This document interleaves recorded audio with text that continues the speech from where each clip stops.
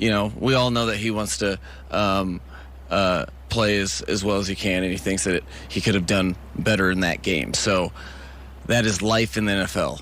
And whether you have 7 Super Bowl rings, or you have you haven't been to a playoff game yet, or you're a rookie, you're a 10-year vet, you're a 5-year vet, you will always, player, coach, anybody involved, be going through that experience.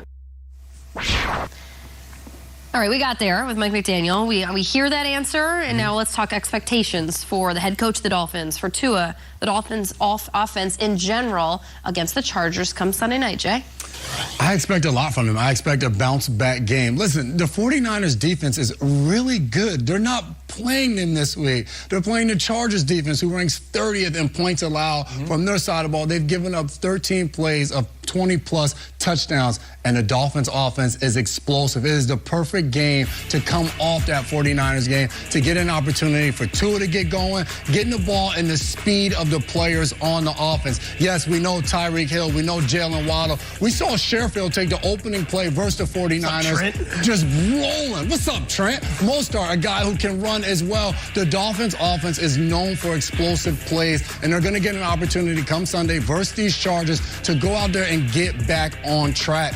Anybody playing this 49ers defense is not going to look the same on any given Sunday, Monday, Thursday. Now we have Saturday games. So bounce back, watch the film off of that game. Tua knows he didn't play well. This is an opportunity for him to show, hey, I had a little bit of adversity. I've dealt with that my entire career. I know how to bounce back. I know how to prepare and get ready for the next. This is prime time, and they're coming off a loss, and this is different than any other game, and they've got a weapon, though.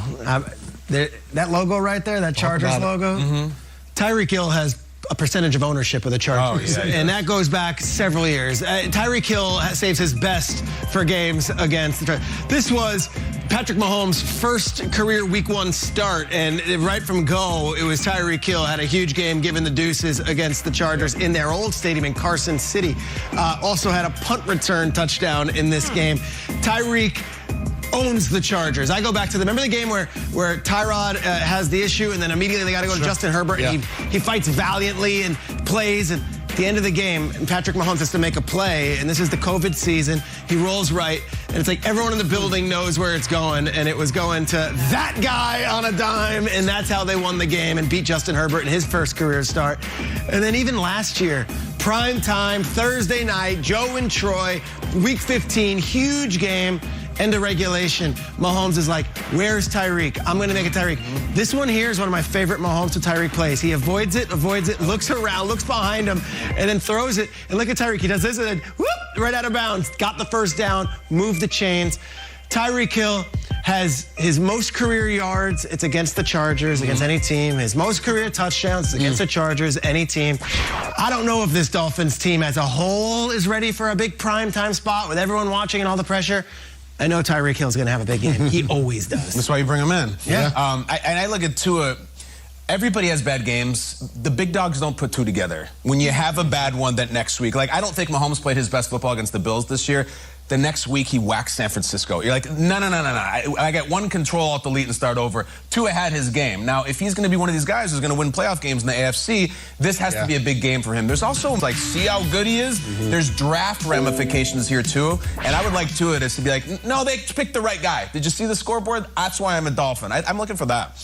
Tua Tagovailoa leads the league, or is in the top 5 in a lot of categories. But for me, he's in the top 3, and one of the more challenging ones, which is the shortest leash when it comes to feedback and his negative connotation that guys have when he has a bad game. How does he bounce back from this? I think the only option for the Dolphins to return from a game like this is to play out of their minds, to bring us back to that stretch where he was just winning every game he started. And you got to get back to people believing why you are there, why you are Tua Tagovailoa. Because that game against the 49ers last week, it was so unlike, people had finally started to forget what it meant and why he was knocked in the offseason. People finally started to forget that. And then he has this game, and you don't want the doubters to start to creep back in. You don't want this to become but remember last season when he really fell off the wagon in December? You don't want that to be a conversation in May. You need this to be an anomaly, a blip on the radar. He looked rushed. He looked uncomfortable. He looked hurried. And I know Mike McDaniel likes to say, like, this isn't just on the quarterback. Well, then the whole team, the offensive line, everybody's got to come together and be, how do we not look like that? Again, you have the whole week in LA. That can sometimes be a good or a bad thing for a team. And it would become a conversation if it's really, really brutal against the Chargers. Prime time here against the Chargers. They were flexed into it. So the NFL is like, this is our prime matchup of the week. It's a big statement. Prime time next week against the Bills in Buffalo. I think we'll know about Tua. That's 3 road games in a row. At San Francisco didn't go well. This one we'll see. And then at Buffalo in the cold on a Saturday night. Okay, Tua.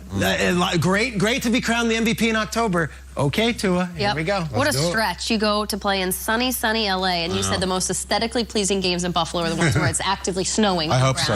I was a snowpocalypse, those types of things. Good. Bomb, cyclone. Yes. So much fun. Snowmageddon. All right, good morning, folks.